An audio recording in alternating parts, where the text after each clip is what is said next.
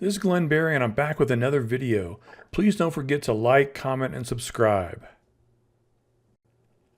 The objective of this video is to show you how to flash the BIOS on an MSI MPG B550 Gaming Edge Wi-Fi motherboard, even if you don't have a CPU or memory or video card installed. You might be wondering, why would I want to do that? Well, the main reason why is if you go out and buy a brand new Ryzen 5000 series processor and install it in this motherboard, at the time of recording, it's probably not going to work because it's very likely that your motherboard was made back in, say, August or September of 2020, and the BIOS that's on it that came from the factory is not new enough to support the latest generation of AMD processors. So you're going to buy your new processor and your brand new motherboard and put it together, and it's not going to work, and that can be really frustrating. So this is a way to get around that without having to have an older CPU on hand.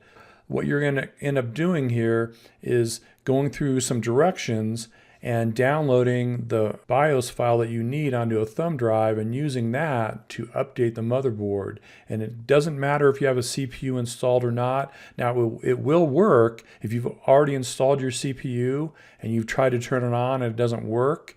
You can go ahead and do this without uninstalling everything, but the easiest way to do it is to not install anything whatsoever. So I'm going to walk you through the steps on how to do that. In your motherboard manual on page 48, they have directions for how to do this. And you can see at the bottom of the page right here, and I'm going to scroll down a little bit and then zoom in even further. So you can see the 6 steps that are involved for doing this. And I'm going to walk you through all the steps of how to do this, but this is the high-level steps. The first thing you need to do is find the support site for your motherboard. In this case, it's the MPG B550 Gaming Edge Wi-Fi, and I've found it right here. And usually when you go to the website for that product, you'll be on the overview page, as you see right there. And what we want to do is go to the support page. That's really important. And then once you go there, you're going to see a BIOS section and a driver section and a manual section and a utility section. So make sure you go to the BIOS section. And then you want to get the most recent version of the BIOS that's available when you try to do this. And right now it's this version right here that was released on November 4th, 2020. And that has a new enough version of AGESA to make it work with a Ryzen 5000 series processor and get the full functionality from the processor. So that's the one we want. So we'll go ahead and download that. And it's a pretty small file, so it should come down pretty quickly even if you have a slow internet connection. One important step is to make sure that file name extensions are enabled in Windows Explorer. So this is the default when you first install Windows 10, and a lot of people leave it that way and never change it, and you should go and enable file name extensions right there so you can see the 3-name file name extensions. This is really important so that when you rename the BIOS file, it's going to be set up correctly with MSI.ROM. After you download the file, it'll be in your downloads directory by default, so you can see it right here. And you can see that it's a zip file and you need to unzip that. And an easy way to do that in Windows 10 is just right-click and pick Extract All, and then it will create a new directory with the extracted version of the files that are in there. And you can open that up and see what's in there. And what we're looking for is this file right here. It's 32 megabytes in size, so it's pretty small. And we need to rename that file to MSI.ROM. So we're going to go ahead and do that. Just like that, and get rid of this on the end. And when you change the file extension, it's going to complain about it, which is fine. So we've done that. And this is important that you rename it to MSI.ROM. You can't leave it at the original file name. And then what you have to do after that is copy this to the root directory of a thumb drive, a flash drive that you're going to use to flash the BIOS with.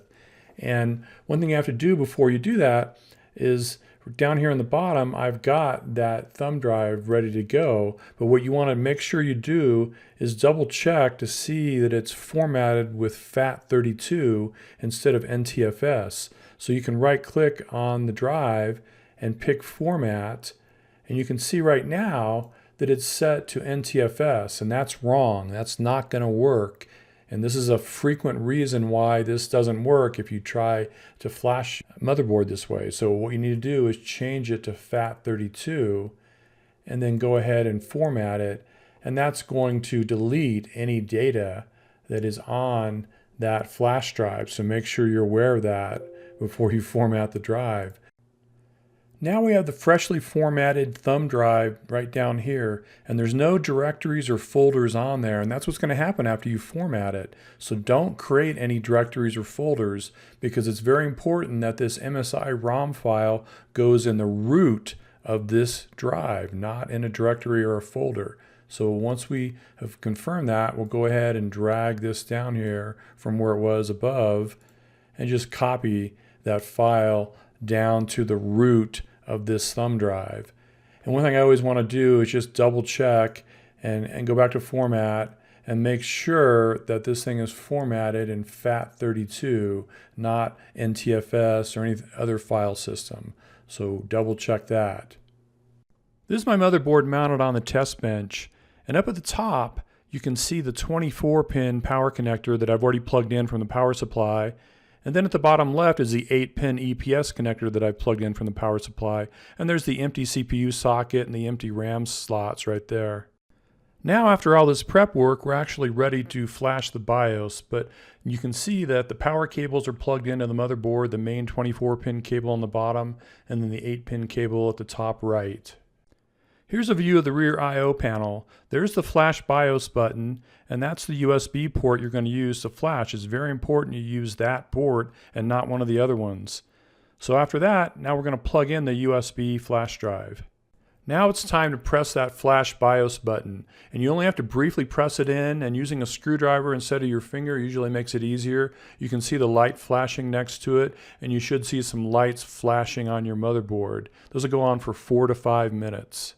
After you've pressed that button, you should see a light flashing next to it, and this is going to go on for 4 or 5 minutes, and you'll see some LEDs lit up on the motherboard also. So this is Glenn Barry, and I want to thank you for watching this video. Please don't forget to like, comment, and subscribe. Thanks for watching.